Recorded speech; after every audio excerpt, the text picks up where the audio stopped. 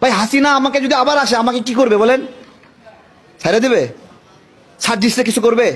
আব্দুল্লাহ কিছু করবে? হাসিনা তো ছিল তখনই তাদের কিছু করে নাই, তাদের কিছু করছে কার সিগনালে? বলেন, সমন্বয়করা বলতে পারবে মোহাম্মদপুরে কে কে ছিল? বলুক দেখি নাম। 1 কোটি টাকা দেবো বলতে পারলে।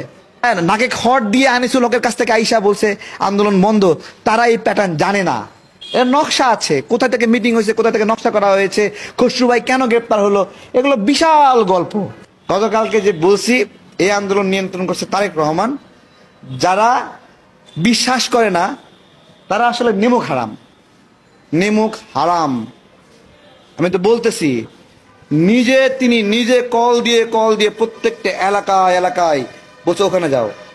আমাকে বলছে যে এই এলাকা তো হলোই, সফল হলাই, এখন কোন এলাকা টেস্ট করছি যে মোহাম্মদপুর শ্যামলী এই রোডটা এখনো এই আওয়ামী লীগে ভরপুর, মানুষ নিরাপদ না, ওইদিক গেলেই মানুষকে মারতেছে, এই এলাকা দখল করতে হবে। ওকে ওকে, প্রস্তুত হও। পরের দিন সকালে পুরা মোহাম্মদপুর শ্যামল এলাকা জনগণের দখলে। কার সিগনালে? বলেন, সমন্বয়করা বলতে পারবে মোহাম্মদপুরে কে কে ছিল? বলুক দেখি নাম। 1 কোটি টাকা দেবো বলতে পারলে। তাহলে একটা প্রশ্ন করি, সব জায়গায় একসঙ্গে আন্দোলন হলো না কেন বলেন তো? মানে আন্দোলন তো কোন আন্দোলন সব জায়গায় একসঙ্গে হবে? মানে একবার বাড্ডাই হচ্ছে, আর একটা 3 ঘন্টা পরে বসুন্ধরায় হচ্ছে, আর 3 ঘন্টা পরে যাত্রাবাড়ি হচ্ছে, আর 3 ঘন্টা পরে মোহাম্মদপুরে হচ্ছে, আর 3 ঘন্টা পরে মিরপুরে হচ্ছে। আলাদা আলাদা কেন? কারণ আমাদের একসঙ্গে সমন্বয় করার ফিটনেস ছিল না। তাই তো আলাদা আলাদা ভাবে আলাদা সময় এক একটা এলাকায় আওয়ামী লীগকে ক্রাশ করা হয়েছে, পুলিশকে ক্রাশ করা হয়েছে। এগুলো একটা নকশা, এগুলো একটা প্যাটার্ন এই আন্দোলনের। যারা নাকে খড় দিয়ে আনিসুল হকের কাছ থেকে আইসা বলছে আন্দোলন বন্ধ, তারা এই প্যাটার্ন জানে না, এর নকশা আছে, কোথা থেকে মিটিং হয়েছে, কোথা থেকে নকশা করা হয়েছে, খসরু ভাই কেন গ্রেপ্তার হলো, এগুলো বিশাল গল্প। এই গল্পগুলোর ছবি ভিডিও সব আমরা একসময় প্রকাশ করব। এখনো নিরাপদ না, তাই আমরা এগুলো প্রকাশ করব না। এখনো জনগণের সরকার, ভোটের সরকার যেদিন আসবে, যেদিন সত্যিকার অর্থে আমরা ভোট দিয়ে, জনগণ ভোট দিয়ে একটা সরকার বানাতে পারবে, যেই সরকার সত্যিকার অর্থে হাসিনাকে বিচার করার ক্ষমতা রাখে। আমি আবারও বলছি, আমরা হাসিনার বিচার করতে পারবে এইরকম ক্ষমতাশালী সরকার দেখতে চাই। সেটা যদি ইউনূস করতে পারে, ইউনূস সাহেব করতে পারে, তাহলে ইউনূস সাহেবকে আমরা সমর্থন দেব। বলি দেখাক, হ্যাডাম দেখাক যে হাসিনার বিচার করবে। নমুনা কি?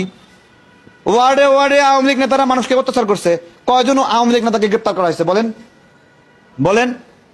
হাসিনার যদি বিচারই করে 600 জন আওয়ামী লীগ নেতা কেমনি ছাড়া পাইলো আবার গ্রেপ্তার হওয়ার পরে? বলেন কেন তারা ছাড়া পাইলো? যদি বিচারই করতে চাই, হ্যাঁ, মানে বিচার করবে কিন্তু ছেড়ে দিয়ে আবার বলবে যে খোঁজো সবাইকে খোঁজো। কি মজা পাইছে চোর পুলিশ খেলা, সবাই ছাইরা দিয়ে আবার কথা খোঁজো, সবাই ধরো। হ্যাঁ, এই খেলা প্রশ্ন সবাই করছে, শেখ মুজিবের কেউ কেন গ্রেপ্তার হয়নি? তারা কি ক্রাইমে জড়িত না? এই পরিবার কি ক্রাইমে জড়িত না? এই পরিবার কি নিপীড়ন করেনি? নিপীড়ন? তারা যায় কিভাবে? হ্যাঁ, কিভাবে গেল? বেনজির গেল কিভাবে? বেনজিরে পাল্লাতে সহযোগিতা করছে কোন হালাই? হ্যাঁ, ওরে কিছু হবে না? হ্যাঁ, কে হালাই? যদি জিজ্ঞাসা করেন পালাতে সহযোগিতা করলো কে, এবার বলেন পালাতে সহযোগিতা করার ক্ষমতা রাখে কে? বলেন, ধরেন এবার আইন বিভাগকে নিয়ন্ত্রণ করতেছে,